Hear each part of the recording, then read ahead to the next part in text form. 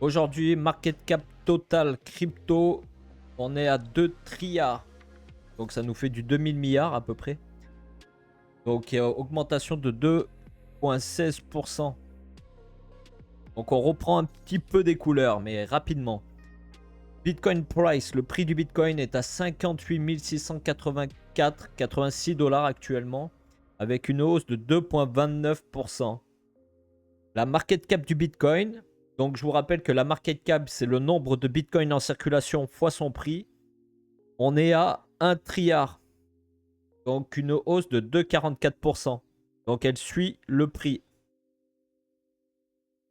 Et la Bitcoin dominance est à 52,88% avec une hausse de 0,29%. Donc Bitcoin qui prend encore des couleurs face à toutes les autres cryptos qui se trouvent sur le marché. Tout simplement. Ensuite, le trading volume sur les dernières 24 heures, on est à 337 milliards. Le sentiment de marché. Donc le sentiment de marché, c'est des indicateurs techniques qui sont pris en compte, et particulièrement les moyennes mobiles, etc. Après, je suis pas trader, je connais pas exactement tous les indicateurs qui s'utilisent. Et le sentiment est à 39 sur 100. Donc c'est-à-dire que le sentiment de marché est bearish. Donc bearish, ça veut dire qu'on pense que le prix va aller à la baisse via les indicateurs qui sont pris en compte. Ensuite, le fear and greed, donc la peur et l'enthousiasme, on va dire. Il est à 25 sur 100, c'est-à-dire que les gens, ce qu'il y a ou leur comportement sur les réseaux sociaux indique qu'ils ont peur. Donc, ils pensent que le prix va aller à la baisse. Souvent, quand le crypto fear and greed est bas comme ça, aujourd'hui, on peut voir qu'il est dans l'extrême fear, donc dans l'extrême peur. Souvent, c'est des occasions pour acheter. Donc, évidemment, il ne faut pas mettre tout votre patrimoine sur Bitcoin à l'instant T, mais commencez à faire un DCA si vous n'avez toujours pas de BTC, ou même si vous en avez un, faire votre DCA. Peut-être une bonne option. En tout cas, moi, c'est ce que je fais. Et ensuite, gainer versus loser. Donc, les gagnants contre les perdants. En gros, dans le top 200 market cap, on a à peu près 92% des cryptos qui sont en hausse et 8% qui sont en baisse. Donc, aujourd'hui, sur les dernières 24 heures, à peu près tous les coins sont en hausse. Ensuite, la même pool. Donc aujourd'hui, les frais de transaction sont à 23 sats. Enfin, pour les transactions qu'on veut faire passer rapidement. Donc c'est pas excessivement cher, mais c'est beaucoup plus cher qu'hier. Hier, on était à, je crois, 50 centimes ou 60 centimes. Bon, vu qu'il y a une hausse sur Bitcoin, c'est possible que les gens veulent faire des transactions, etc. Donc là, les blocs s'enchaînent plutôt bien. 25 minutes, 18 minutes, 13 minutes. C'est OK au niveau du réseau Bitcoin. Et OK. Donc, on commence avec Bitcoin Magazine. Hier, les ETF Bitcoin ont vu une entrée de 310 millions de dollars, qui est le plus important sur le dernier mois. Donc, les institutions, ou en tout cas les investisseurs qui sont positionnés sur les ETF, ont investi massivement sur Bitcoin hier. Donc, c'est pour ça que je vous dis, vu le crypto fear and greed qui est assez bas, qui est dans l'extrême peur, que les ETF accumulent du Bitcoin, je pense qu'on est dans une période propice à l'accumulation. Ensuite, au niveau de Stacks, donc Stacks qui fait partie de l'écosystème Bitcoin, donc ça serait un layer 2 sur Bitcoin, ils ont eu leur trust sur Grayscale. Donc un trust, c'est pas tout à fait un ETF, mais c'est un jar. C'est comme un ETF. Ce qui se passe, c'est que Bitcoin et Ether avaient aussi leur trust sur Grayscale avant qu'il y ait eu l'approbation des ETF via la SEC. Et ça serait possible que Stacks ait dans le futur le même cas. Donc qu'ils aient leur ETF Stacks avec l'approbation de la SEC et que ça devienne vraiment officiel. Voilà. Ensuite, le gouvernement allemand a vendu, ou n'a pas vendu, mais en tout cas ont transféré tout leur BTC qu'ils avaient on-chain sur le network Bitcoin. Aujourd'hui, ils ont 0 BTC sur le network, sur le réseau. Donc, on peut supposer que tous leurs BTC sont sur les exchanges, vendus ou pas, mais en tout cas, ils sont sur les exchanges.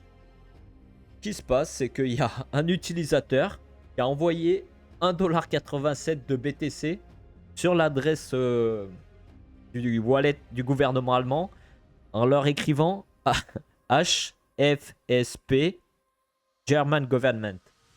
Et ça veut dire Hafen staying poor German Government. Donc, soyez heureux de rester pauvre, le gouvernement allemand, quoi. Ça m'a fait rire. Ensuite, avec Cordéao, donc ils disent que Bitcoin est une meilleure monnaie, est une meilleure forme d'argent, ce qui est vrai. C'est une, comme on dit, une hard money, c'est dur à la créer, Bitcoin. Et pour eux, il faudrait que cette hard money serve à quelque chose, tu vois, qu'on débloque le potentiel réellement de cette hard money, de cette monnaie dure. Et pour eux, le cas d'usage qui va se proposer, c'est d'utiliser la DeFi sur Bitcoin. Et je pense un peu pareil, à l'instant T, il faut vous positionner sur les Layer 2 Bitcoin.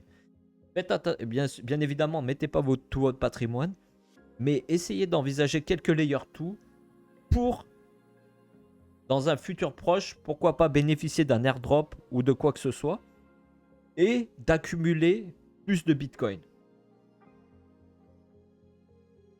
Ensuite, avec Michael Saylor, il y a une gouverneure, je crois, je sais pas exactement, Cynthia Lummis, une sénateur, voilà, sénateur du Wyoming. Elle est pro-Bitcoin. Et Michael Saylor, parce que dans son discours, elle dit qu'elle veut pas de MNBC, de monnaie numérique de banque centrale. Elle veut que les Américains aient leur fonds, enfin leur Bitcoin sur, sur leur wallet. Donc elle dit ouais la propriété privée soit gardée quoi pour les citoyens américains, et en fait que le dollar soit backé par Bitcoin. Donc c'est beau dans le discours. Est-ce que ça va se passer dans le monde réel? À voir, on verra. Mais elle est pro Bitcoin et du coup ça fait plaisir de voir des politiciens pro Bitcoin. Donc là maintenant avec Karl Bemmenger, on a la dette du gouvernement US qui atteint les 97 trillions de dollars. Donc, trillion, je sais même pas comment on se le représente, c'est juste énorme. Et dit qu'il y a eu une hausse de 40% de la dette depuis 2019. Il faut comprendre que la dette, qu'elle augmente, on peut dire que tant qu'elle suit la production, c'est à peu près logique. Mais là, on comprend bien que la dette, elle est décorrélée complètement de la production, de ce qui se passe dans le monde. Donc là, on a une impression monétaire qui est déraisonnée et déraisonnable. Donc, c'est pour ça qu'il dit qu'ensuite, il y a seulement 21 millions de Bitcoin. Donc, pensez à vous hedger en Bitcoin, certainement. Et enfin, pour donner un peu d'opium, parce que pour moi aussi, je suis un peu dans le même sentiment. Donc, Bitcoin Bull Run begins. Donc là, on peut voir à peu près à chaque fois quand le bull run a commencé. Et souvent, on a cette étape de bear. Ensuite, pré-bull. Et là, ce qui se passe, on a le halving. Le halving, c'est juste la réduction, enfin la récompense des mineurs qui est divisée par 2.